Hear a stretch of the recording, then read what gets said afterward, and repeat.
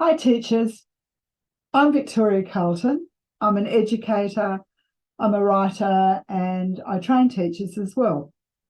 One of the things that I love to teach so much is writing. So no matter what I'm doing with children, I always try to get some writing happening with them as well.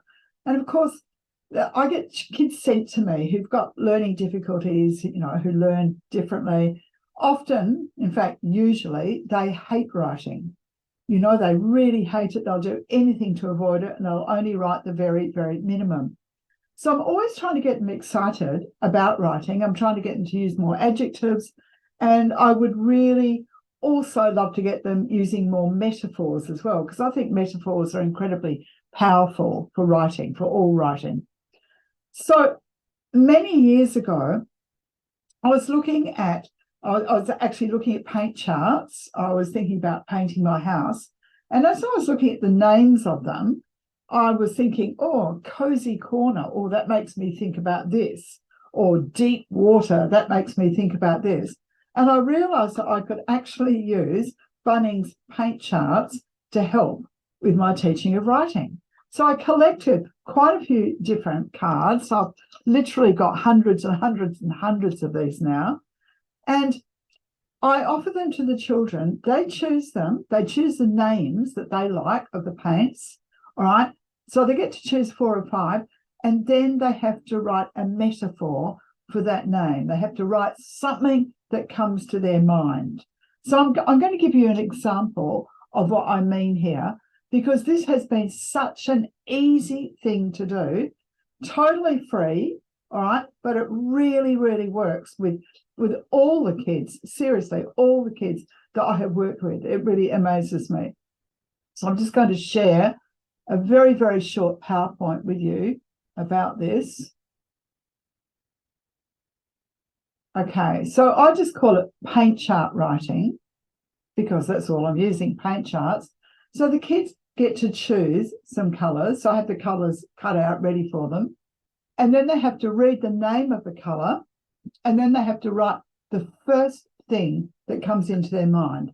So to get them doing this, I often, call out the names of colours, show them, and the kids have to just say the first thing that comes into their mind. So we do a little bit of practice with that. But I want you to keep in mind that all the kids' work that I'm showing now, all of these kids hated writing, right? And the school reports showed that they just had so much difficulty with it. And yet in this one lesson, they were able to master so much. And they managed to write quite poetically using metaphors and lots of adjectives as well. So this is Mitchell's. Brown rice is rice you eat. It is brown and it does not smell. Coral reef is like a colour, like the moon when it comes closer. All right. Sandy beach is at the beach and it's soft when I walk on the sand. Tropical tan is like sand in Exmouth. Now, I'm not going to read all of these, but I just want to give you the idea. Homespun, this is another child, is the warm sand at Jurien Bay. Egyptian clay is the bricks for a school. And I love this last one, pancake. Pancake is a nice, sweet, filling food to fill your tummy. All right. They are yummy and fun to eat. Now, this child, in her report, it had said, that she had great difficulty with writing. And yet she was a very, very talented writer. So these are the colours that she chose. Saturn is a calm sea at night in the moon's light. English mulberry is the colour of my dad's flowers. And this one I love so much. White pearl is like my mum's fragile pearl necklace handed down from the women in my family. So, as I say, it's a strategy that just works so quickly with children and they really enjoy doing it. Here's some of Jasmine's. Jasmine's, the one that she chose for this one is me, stargaze is me, looking up and into the sky, watching the stars twinkle in the dark blue night. And then Sapphire Lake is thinking about why my mum named me Jasmine and the smell of a jasmine flower. So the kids start to think, it's really interesting, they start to think in quite a poetic way, and they do this very quickly.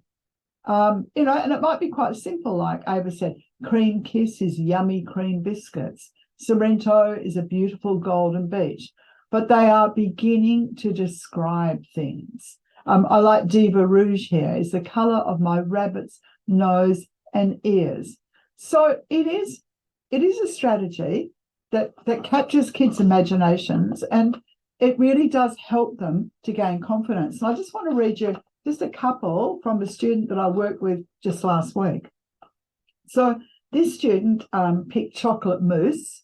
I mean, why wouldn't you? All right, it's her paint colour.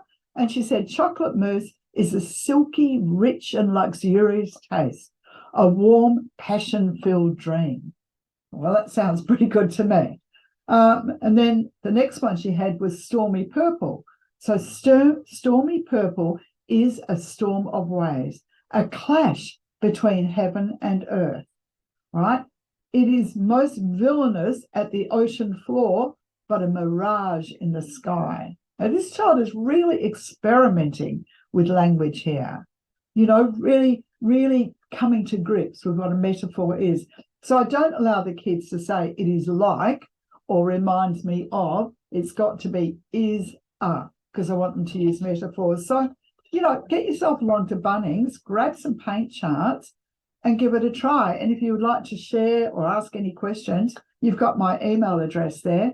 But I tell you, this strategy really works, and I'm going to be using it again today. So bye. Have a great day. See you.